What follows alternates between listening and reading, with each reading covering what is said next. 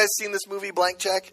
I mean, it's hilarious. He goes out, he buys this castle. It's not a house, it's a castle. It's insane. How he was getting it for $300,000, I'm not sure, but $1 million is a lot of money, isn't it? And we can think of a lot of ways to spend it.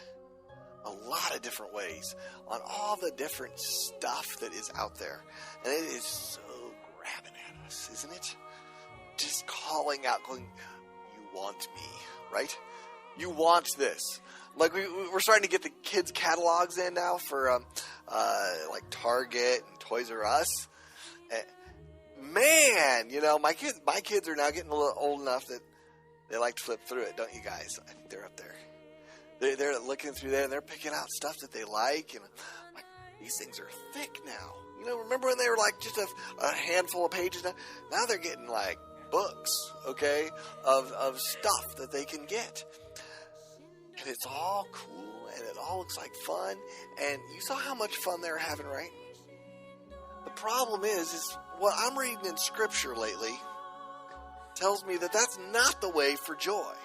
That's not the way to experience real joy and to have a great life. To be filled with joy. That's not the route to it. And yet it looks so appealing, doesn't it?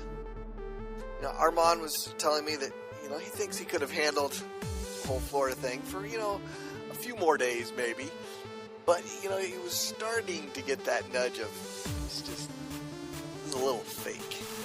You know, this isn't real. And that's what I want us to look at yet again, is where do we really find joy? Where do we really find the life Jesus promised? This abundant life in John chapter 10. Where do we find it? And what we're looking at this week is probably the greatest stumbling block to experiencing it. I just need to start going. Okay, oh man, we need to start going. You betcha. Here's the verse.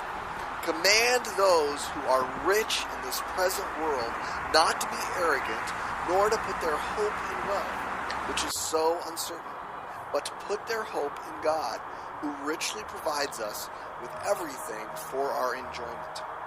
This is the key for us this morning.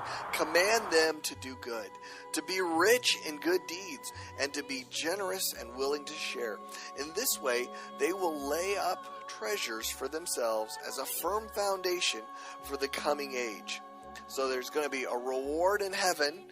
We're laying up treasures in the future, but it also says so that now, he's referring to, they may take hold of the life that is truly life. So that you right now can take hold of the life Jesus promised, the joy, the being fulfilled in your life.